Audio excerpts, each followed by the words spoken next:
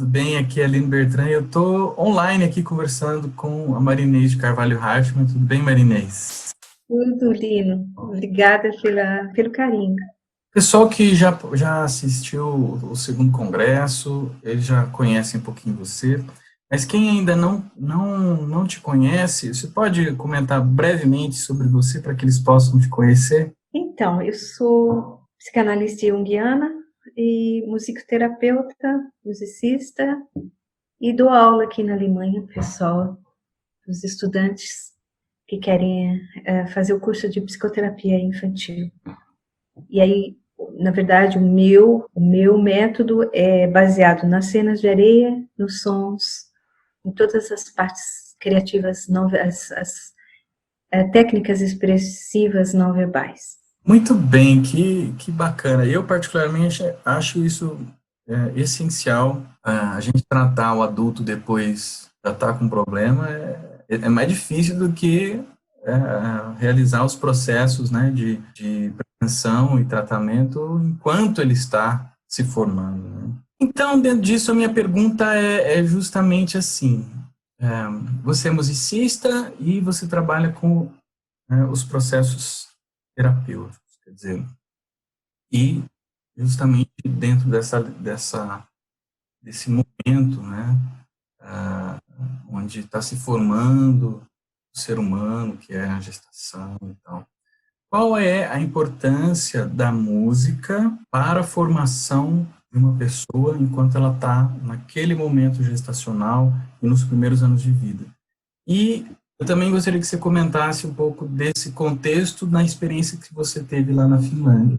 Então, eu acho que sim, a gente sabe agora pelas pesquisas que o feto, já a partir dos 3 semanas, mais ou menos, já começa a desenvolver o ouvido, né? O ouvido é o órgão do sentido que se envolve, além do tato, é o primeiro órgão de sentido, né? Que se desenvolve na gestação já.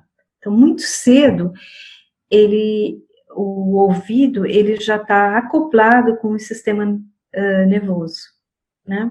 E as impressões que o feto tem através dos batimentos cardíacos da mãe, através dos órgãos, e agora as novas pesquisas, até a própria voz da mãe, o feto ouve e reconhece também, depois do nascimento, entre a voz da mãe, a voz até a língua materna, e em relação às outras, que não são mães ou uma outra língua. A gente até sabe que, por exemplo, tem uns casos de autismo, onde a gravidez foi muito difícil, ou a gravidez aconteceu com uma outra língua que a mãe não falava. Quer dizer, alguns elementos bem interessantes nessa comunicação intrauterina. Então, é fundamental o reconhecimento desses sons arcaicos, como se fosse uma espécie de lar sonoro, né? A antroposofia, eu acho que é muito interessante, porque a antroposofia, ela, o mesmo nas escolas Waldorf, a gente vê que é muito importante para as crianças, elas já começam a cantar na escolinha maternal, cantar, desenhar, todas as partes, a parte artística de expressão é, na escola Waldorf, o mais importante, né? E isso tem a ver com o próprio desenvolvimento da criança, porque ela ainda está, a criança, ela está ela ainda não está, neurologicamente, ela não está amadurecida ainda para esse outro desenvolvimento cognitivo, né? A gente fala que o nosso cérebro são três camadas, né? E o cérebro reptiliano, da traumaterapia, tem um traumaterapeuta, Levine, do americano, ele fala que, por exemplo, essa parte do som, ele vai diretamente nesse cérebro reptiliano. Isso é o que o Steiner já falou também.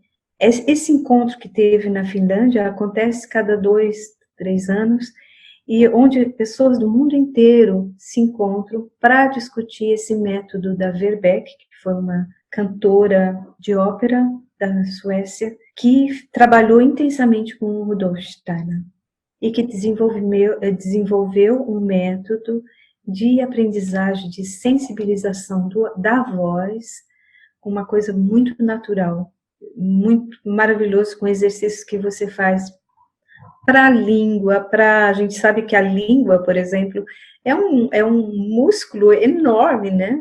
Ele é enorme, e a língua, ela tem uma inervação tão grande que ela já começa na laringe. E, às vezes, uma criança que, por exemplo, tem problema de fala ou não consegue cantar, às vezes é porque essa língua está tão presa, né, que a gente fala. E ela coloca ela sensibiliza a gente para a percepção do som que a gente pode fazer, do som não só da comunicação, mas o som da própria voz, quase como um caminho espiritual de evolução e de consciência. Nossa, que bacana isso! Nossa! E é bacana como a gente também percebe esse desenvolvimento ao longo da vida, né? Uhum. A fala, a maneira de se expressar, é impressionante como com a maneira de se expressar a gente percebe o desenvolvimento da fala correlacionado com o desenvolvimento do ser na vida, né? Isso é no mundo inteiro, né? Se a gente percebe qual que é o papel da música, né? Em todas as culturas, na Índia, com os mantras, o som sempre foi usado para conseguir estados frequenciais mais elevados, né? E eu acho que é muito interessante como que a gente pode trabalhar com o som em relação a isso também, né? A música ou o som leva numa outra dimensão, uma dimensão imaterial. E os dois pertencem juntos, né? A materialidade e o imaterial, a transcendência, eles se complementam, né? Perfeito, Marinês. Maravilhoso. Eu acho que dá para a gente ficar aqui horas conversando e falando sobre esses assuntos que eu particularmente adoro bastante. E se alguém quiser entrar em contato com você, continuar esse papo, esse assunto, como que eles podem fazer? Então, eu tenho meu site, homepage, né? Que é o Ignes, né? Como se escreve G-N-E-Z, -carvalho.de. E lá tem o meu e-mail, tem meus contatos. Tem as minhas músicas também, tem tudo que eu faço. Só que tá em alemão, mas agora com Google, tradução dá para fazer simultâneo, né? Eu acho que não tem problema nenhum hoje em dia. Muito bom, então, Marinês. Eu agradeço muito a sua disponibilidade, a sua disposição de estar aqui conversando sobre esse assunto tão importante com a gente. Gratidão. Eu te agradeço também por esse trabalho maravilhoso, né? De muito amor. Obrigada, Aline.